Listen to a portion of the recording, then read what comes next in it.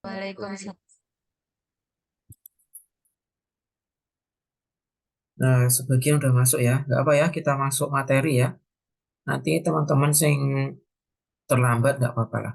Seperti biasa nanti saya berikan rekamannya. Saya berikan ini ya. Saya sudah siapkan diktat untuk Anda. Sistem operasi. Kita pertemuan ketiga. Nah, kemarin kita membahas komponen ya. Hari ini juga masih komponen sistem informasi dan sistem operasi. Dibagi menjadi dua, soalnya yang kemarin itu kita bicara storage, ini ya apa? Manajemen penyimpanan. Nah, yang hari ini kita bicara manajemen input output. Mungkin Anda masih ingat di semester kemarin pas kita sempat membahas itu memang ada ya kemampuan sistem operasi itu dalam manajemen input maupun output.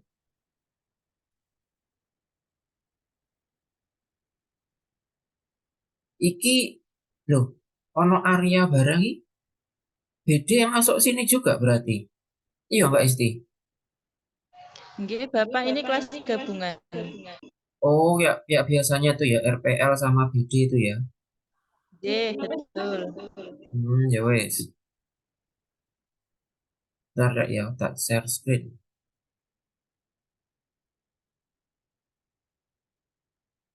Nah ini teman-teman, wes ojo khawatir. Jadi sudah saya siapkan ini, rekaman sudah ada, materi sudah ada. Loh, enak kok ya bisa cara belajarnya. Jadi nanti misalkan mengerjakan tugas, Anda punya dua referensi dari pertemuan kita yang sekarang ini dan sudah ada diktat.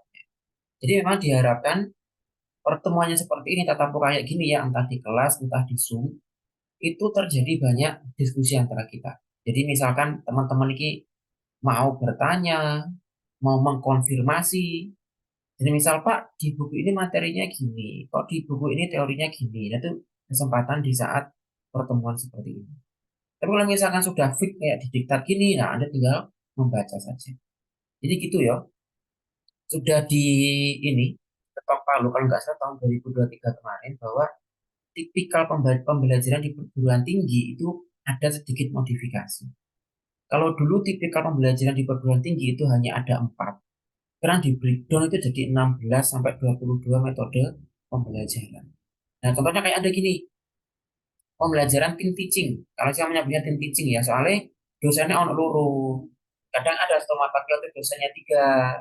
Nah, gitu ya, di mana kebetulan di saya ini baginya saya bagian teori, Pak Indra bagian praktik. Mungkin nanti di mata kuliah lain atau di semester depan mungkin Anda akan menemui satu mata kuliah itu dosennya 3 dan dalam satu semester yang ngajar ganti-ganti. Pertemuan 1 sampai 4 misal saya 4 sampai 8 nanti Bu siapa. Nah, gitu. Jangan kaget. Nah, memang seperti itu. Jadi dosennya dibagi-bagi. Biar salah satu tujuannya agar dosen itu tidak habis waktunya untuk ngajar. Kan dosen juga harus ada penelitian, harus ada bikin paten, inovasi, kan macam-macam ya. Dan mahasiswa juga mendapatkan wawasan yang lebih luas. Kalau misalkan Anda mendapat ini dari saya tok gitu misalnya, atau aku tok, ya paling cuma gini-gini aja. Tapi dengan adanya saya di sini, ditambah dengan nanti Pak Indra, nah insya Allah wawasan yang kamu dapat juga bisa lebih luas. Gitu. Masuk ke input output. Saya rasa Anda masih ingat banget input output itu apa saja.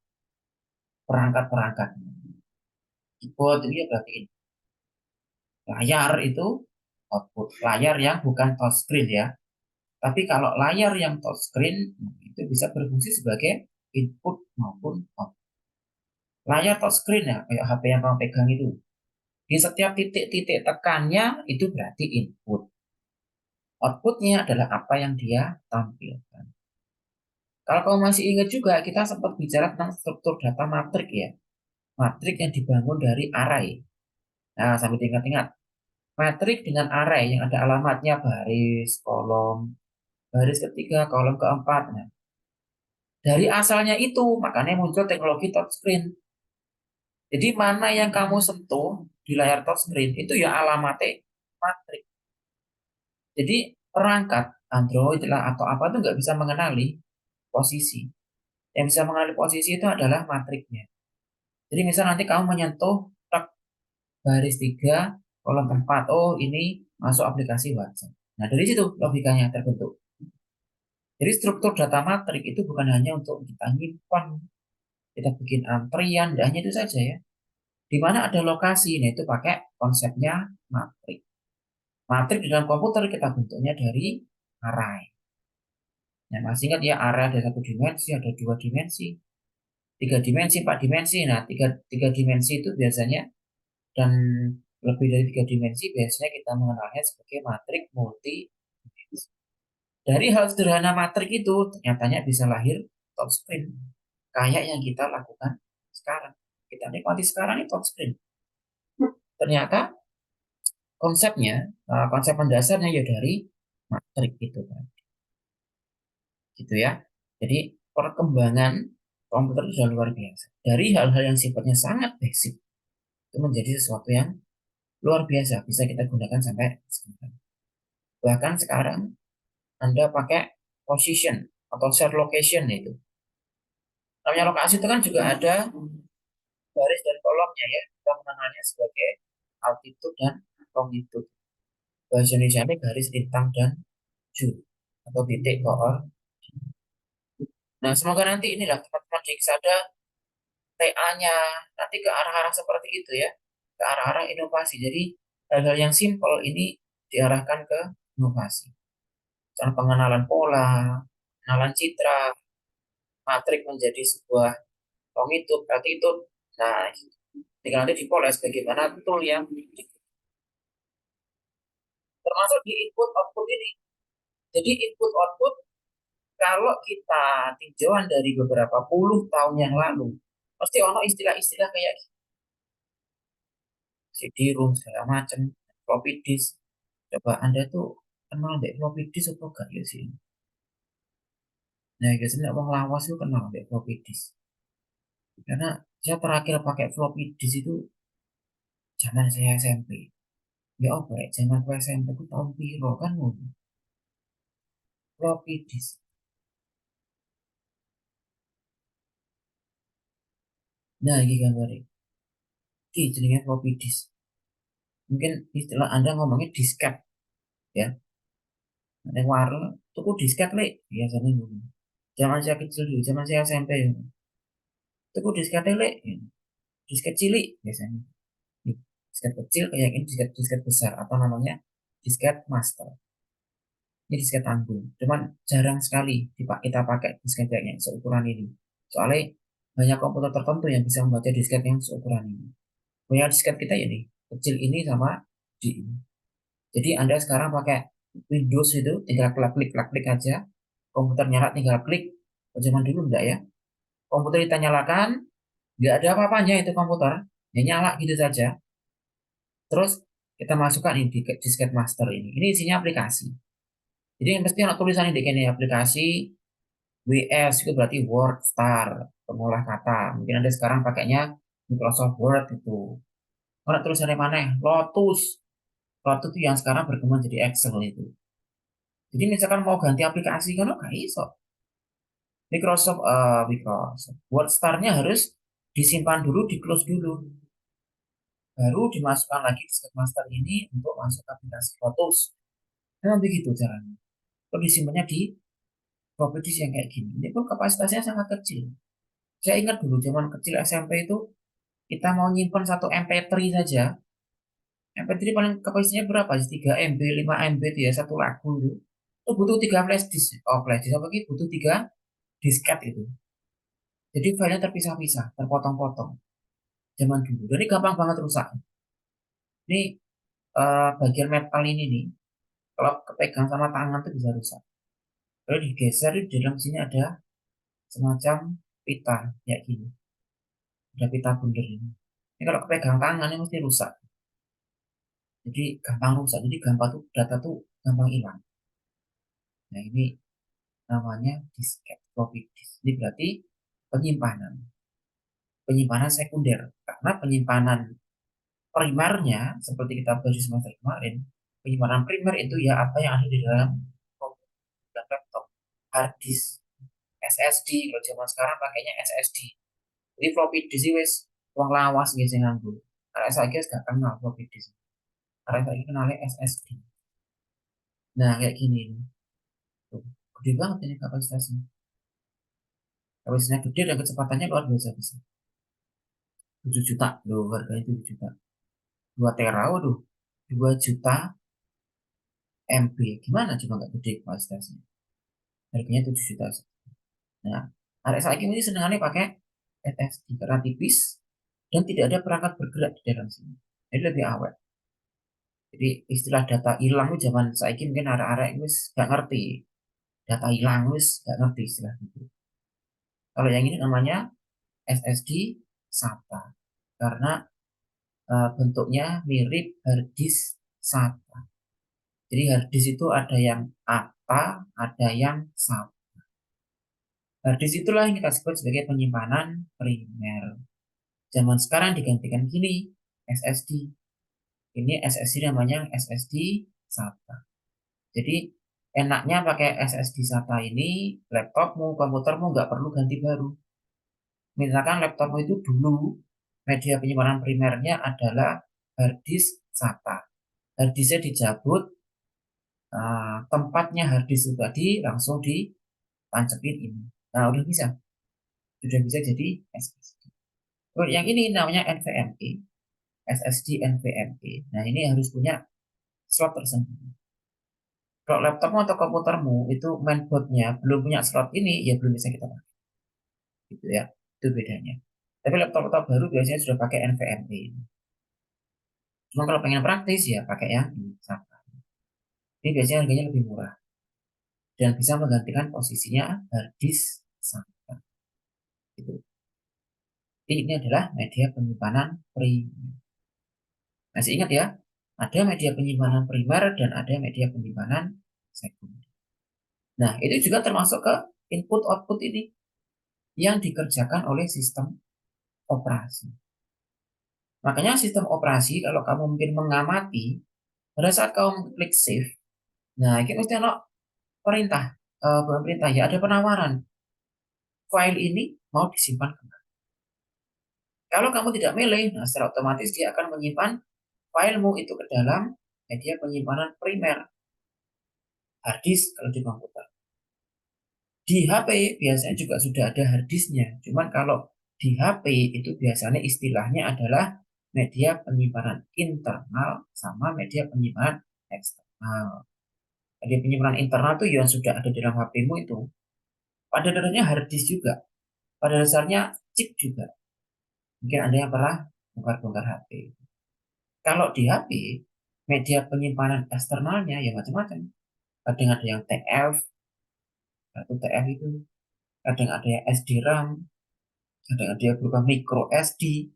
Nah, sebagai HP zaman sekarang, macam-macam istilahnya. Kalau media penyimpanan eksternal dicabut, pindah ke HP yang lain bisa.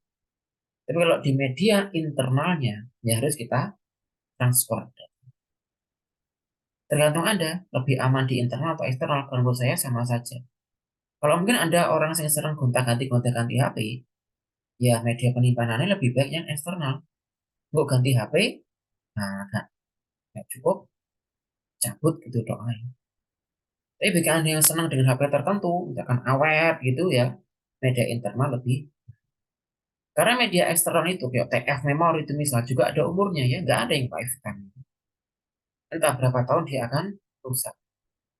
Karena banyak ya kasus-kasus mini SD-nya rusak, memory card-nya rusak, nah memang begitu. Media penyimpanan eksternal apapun ya, meskipun dia ngasih garansi lifetime, kalau misalnya, nyatanya juga tetap aja gampang. Jadi file-file yang penting itu saya sarankan di backup ke beberapa media. Oke, kembali ke sistem informasi ini tadi. Sistem informasi memang mengendalikan input dan output. Kamu punya printer, misal. Printer tidak bisa bekerja tanpa adanya sistem operasi. Sistem operasinya bukan yang ada di printer loh ya. Meskipun beberapa printer zaman sekarang itu sudah punya embedded system. Contoh, kayak printer mungkin di kantor Anda ada printer yang punya kemampuan yo iso ngeprint, iso nyeken, iso motokopi. Nah, itu sudah menggunakan embedded system. Tapi printer-printer yang belum punya embedded system, dia diperintah oleh sistem input, sistem operasi. Jadi ingat ya, printer itu tidak bisa bekerja sendiri. Jadi printer itu menerima perintah dari OS, Windows kah, Android kah, ya. Printer zaman sekarang kan sudah pinter-pinter ya. Printer zaman sekarang sudah bisa mengenali perintah dari Android. Bahkan printer zaman sekarang udah banyak itu yang dibekali dengan Bluetooth. Jadi kamu pakai HP gitu misal, HP-nya, HP-mu itu Bluetooth-nya kamu koneksikan dengan Bluetooth-nya printer. Nah, udah bisa ngeprint. Jadi nggak harus dengan laptop, nggak harus dengan komputer. Sudah banyak printer zaman sekarang yang punya fitur-fitur seperti itu ya. Kantor-kantor yang banyak orang tuh biasanya, kantor-kantor yang banyak pengguna, itu sekarang sudah mulai menggunakan printer Bluetooth. Jadi antara satu laptop dengan laptop yang lain yang mau masuk ke printer nggak perlu pakai kabel yang banyak-banyak. Jadi mungkin Anda berkunjung di kantor tertentu, loh ini printer kok cuma ditaruh di meja aja. Gitu. Itu pakai Bluetooth.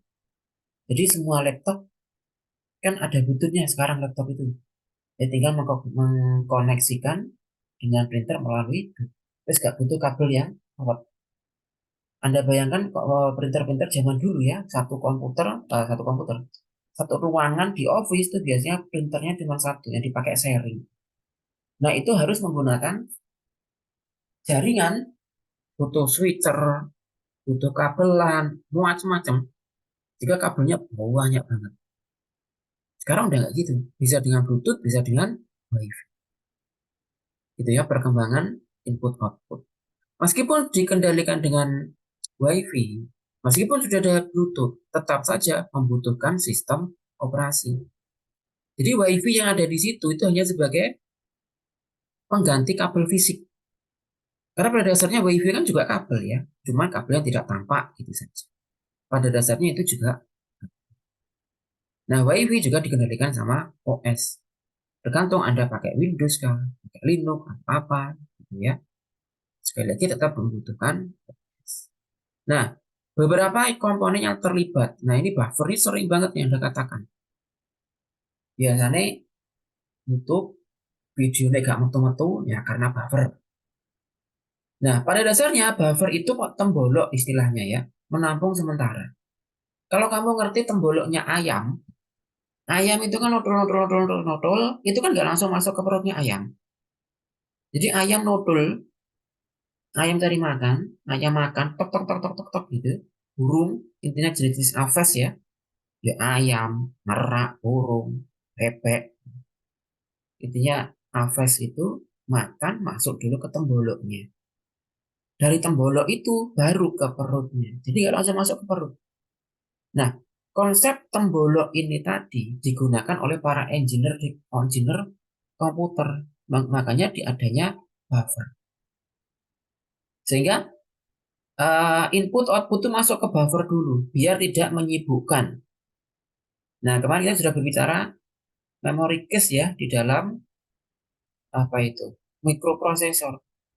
Itu juga salah satu solusi biar di dalam mikroprosesor itu ada skala prioritas mana perintah input output yang perlu diproses dulu.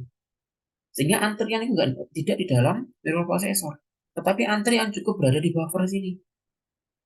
Nah, konsepnya seperti itu yang digunakan oleh para engineer.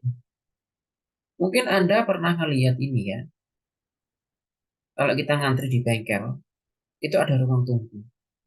Kita ngantri di stasiun, itu juga ada ruang tunggu. Jadi, uang sing ruwet, antrian yang ruwet, banyak orang itu di ruang tunggu saja. Jangan masuk ke area stasiunnya. Nah, bisa dibayangkan stasiun puluhan tahun yang lalu itu ruwet luar biasa stasiun itu. Orang yang nunggu, orang yang ngantor, ada pedagang, itu ruwet di stasiun sehingga berbahaya kalau kereta lewat. Sehingga dibikin buffer. Buffer di stasiun ya ruang tunggu itu tadi. Jadi orang ramai itu di ruang tunggu saja.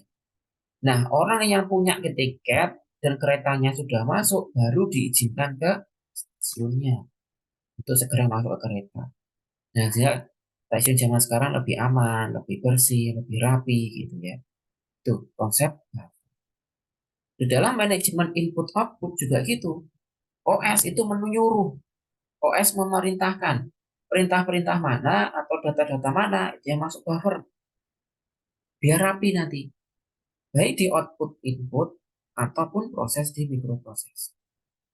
Termasuk ini juga menguntungkan penyimpanan sementara di memori RAM. Jadi di dalam RAM tuh nggak terlalu penuh. Karena RAM yang terlalu penuh, terlalu banyak proses yang disimpan di RAM itu juga bikin RAM-nya cepat panas. Jadi tidak menguntungkan. Gitu. Jadi perangkat di komputer yang rawan panas itu ya memori RAM, prosesor, sama VGA biasanya. Kalau ketiga komponen ini panas, nah itu tidak menguntungkan, ini ya, merugikan kita sebagai pengguna. Kemudian saya kenalkan juga dengan istilah spool atau spooling. Mungkin di buku-buku tertentu mengatakan scheduling, yaitu menjadwalkan perintah. Contoh, perintah-perintah yang tidak segera. Kalau saya ngetik kayak gini, nah klik-klik kayak gini, ini perintah yang segera dijalankan, skala prioritas. Tapi perintah yang tidak perlu dijalankan sekarang, contoh scanning virus, scanning antivirus, makanya sering kali ya muncul-muncul di sini tuh ya, scanning antivirus finish. Nah, itu perintah-perintah yang bisa dijadwal.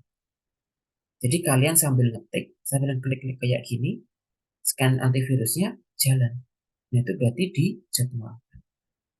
Atau sambil kalian ngetik, ngetik ya. Ngetik itu perintah yang skala prioritas karena harus dijalankan sekarang. Input outputnya harus bekerja saat ini juga. Sambil ngetik atau sambil ngitung di Excel, kalian nyetel musik.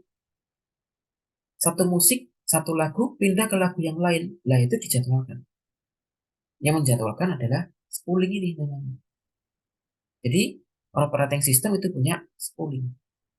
Perintah mana nih yang bukan prioritas tapi bisa dijadwal. Nah, gitu. Perintah menjalankan kipas. Di laptop, di PC itu kan ada kipasnya. Itu juga ada spoolingnya. Jadi, kapan kipas itu kencang, kapan kipas itu berhenti, kapan kipas itu pelan, nah itu terjadwal. Yang tugasnya menjadwal adalah ini, spool atau spooling. Mungkin di bukunya lain mengatakan scheduling. Kalau ada driver. Driver ini adalah menghubungkan antara perangkat input output dengan komputer atau dengan operating system. Kamu punya speaker. Pada dasarnya speaker itu ya punya driver. Punya mouse. Pada dasarnya mousemu itu juga punya driver. Kalau perangkatmu itu tidak memiliki driver, dia tidak bisa terhubung ke OS. Sehingga nggak bisa digunakan.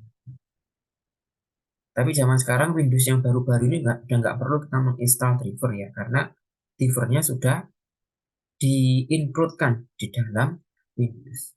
Tapi tetap aja perangkat-perangkat tertentu, perangkat-perangkat yang aneh, kayak saya punya papan tulis digital itu ya, yang beberapa kuliah kita pakai papan tulis itu, nah itu masih perlu install driver. Karena drivernya belum dikenali sama Windows. Nah, gitu. Ini tentang beberapa hal komponen sistem operasi tentang menjadwalkan input dan output. Oke, silakan. Dari sini jika Anda ada pertanyaan, silakan.